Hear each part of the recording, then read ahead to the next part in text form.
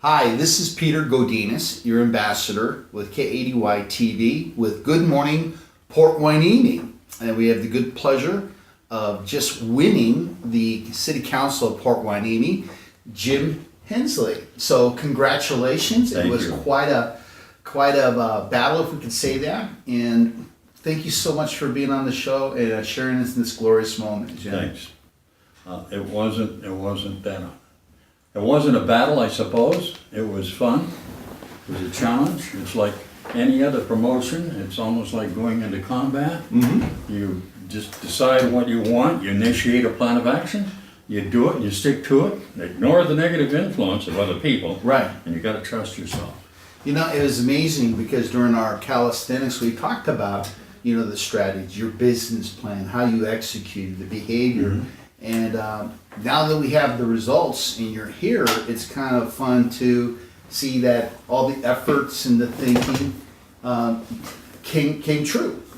And I got to ask you, just your business card has the image of two people, one not so attractive, I guess, and then a beauty queen. So tell me what that was all about, just as kind of an entertainment type of item. Kind of goes back to my theory with There it is. You can hold it up. Hold it up close so the camera can see it. Part of my Xerox training, and it's an extrapolation of it, because we have a way of perceiving things. It's our makeup, our background, where we came from, what time we are, what we were, when. And that gives a perception. So our mind perceives things depending on our background. And that illustrates it so the average person can see it. That's I actually have that up on my board where I prepare myself in the morning, and I've seen the item before, but I never thought it would be something that could be used for winning a campaign. Oh, yes. And boy, was I wrong. And you talk about Xerox, so you taught me there. But what were some of the things that that you think were really key when you say keep negative influences out? I mean, that's easier said than done. Educate us a little bit on how does somebody do that, I would say there's between 20 and 30% of the population at any one given time out there that's negative. They don't like somebody because their skin is brown, or they don't like somebody because their skin is black. They don't like somebody because they have a different political belief. And they're very negative. Some of them are really angry about it. And it's hard to overcome that. We face adversity all the time, and we have to use some Xerox training skills to be able to surpass that. I agree. Yeah. And I agree.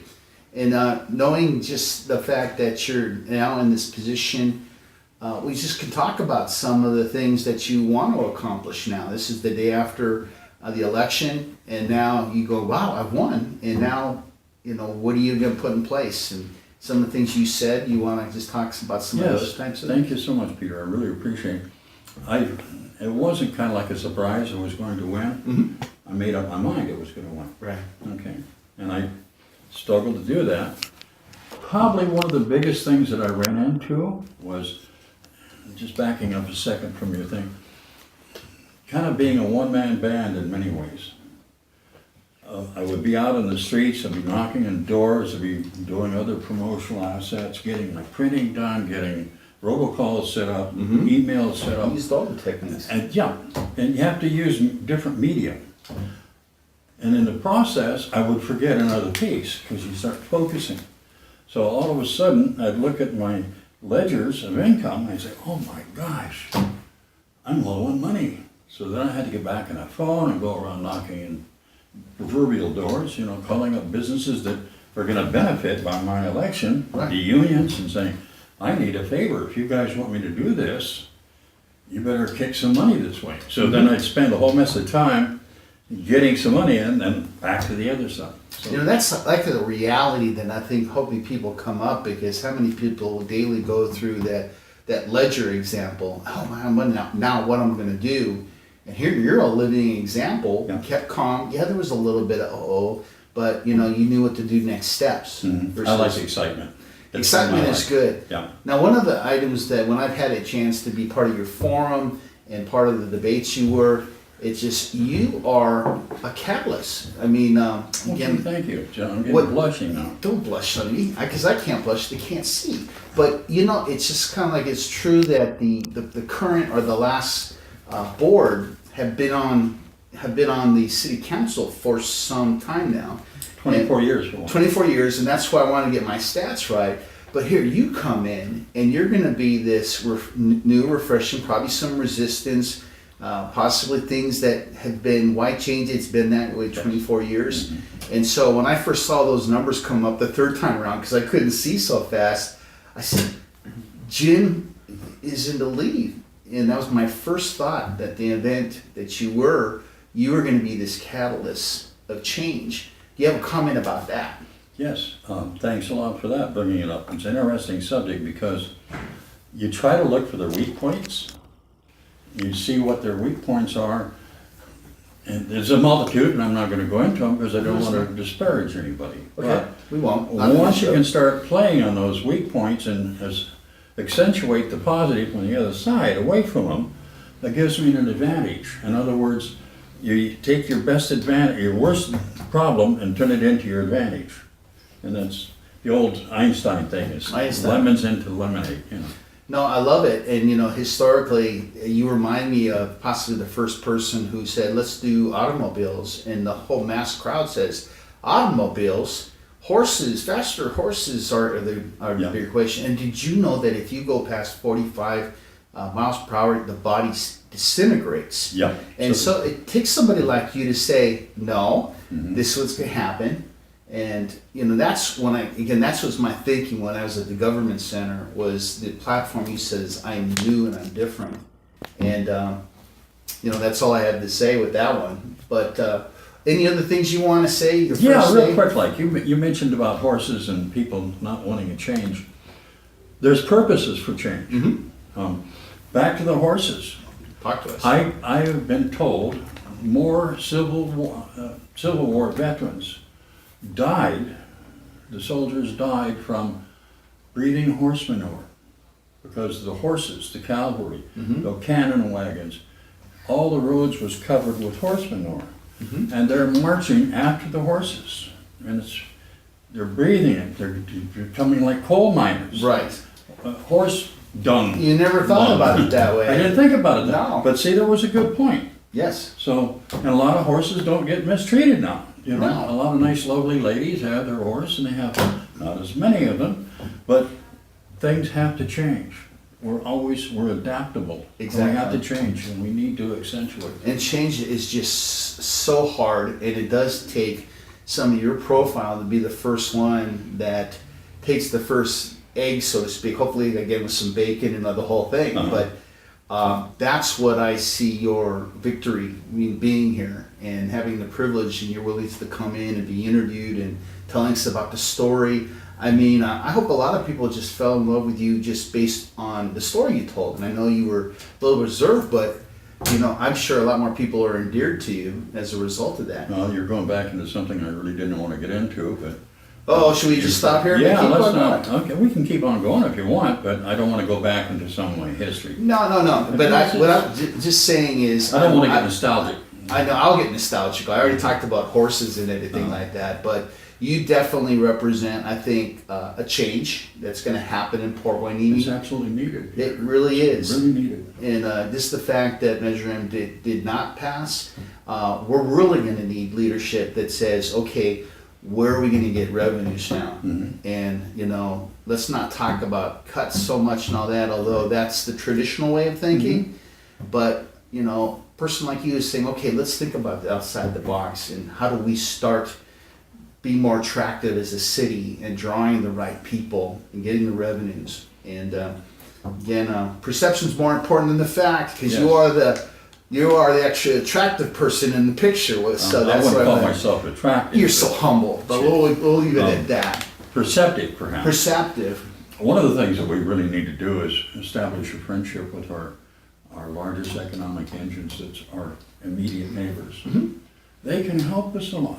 The more they benefit, the more we benefit. We have to have a synergistic effort, a collaborative effort, and instead of making them enemies. I just heard that the city got sued the Port Commission again last time. Well, news happens so fast there. But you know, that's going to be inevitable, and it's leaders like you.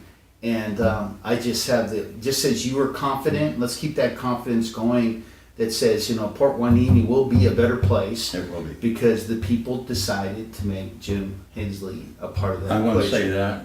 How would you say would it? Sure, I'm modify- reading your I would- mind. I would say it this way, is that I hope I can be the receptive factor that understands what the people and the businesses need and accommodate them in those changes. It isn't because of Jim Hensley, it's because I can interpret into action what is really needed, I hope. No, you know, you're graciously using Xerox as an example, and I'm excited about that because you apply it to what you do in approaching. And that's when I said approaching big businesses in our training where we connect with Xerox is all about how you approach people, how you become attractive and trustworthy and gaining credibility so people are more comfortable.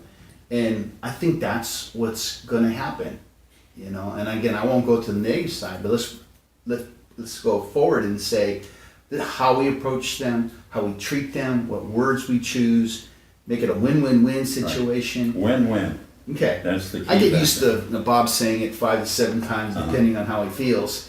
But anyway, thank you. But do you have anything else? You get me excited, and I talk too much as a host here, but keep on talking. Real quickly, I would suggest that we have a golden opportunity for the city of Port Hueneme. It's a fabulous little community of 23,500 people.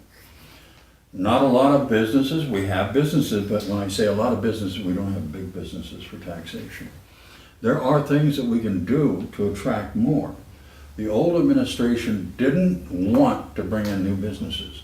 The old administration didn't want to hear the public. The old administration was concerned about the public knowing too much of what they're doing. I say open the doors, put up the windows, let the sun shine in, hear what people have, because out of that you gather all that information and you can start evaluating things to put into practice. We need, number one, possibly an aquatic center. If we did an aquatic center for senior citizens and children to learn to swim, it doesn't take a large area, enclosed. We can get a grant possibly to do it, then people will come to it. If you have a fun aquatic center, people will come all over from 50 miles just to take their kids there, or the senior citizens to exercise in the water. People learn to swim. That's just one thing we could do. Maybe a putting course, so you get one of those little golf putting thingies they call them. There's a lot of things. Miniature golf. Miniature golf, yeah. A lot of things. Probably raising the income level, because most of our people are minimum wage. If we raise, and Seattle's proving this, if we raise the minimum wage, it creates more money in the pocket of the average person, and they go out and spend more.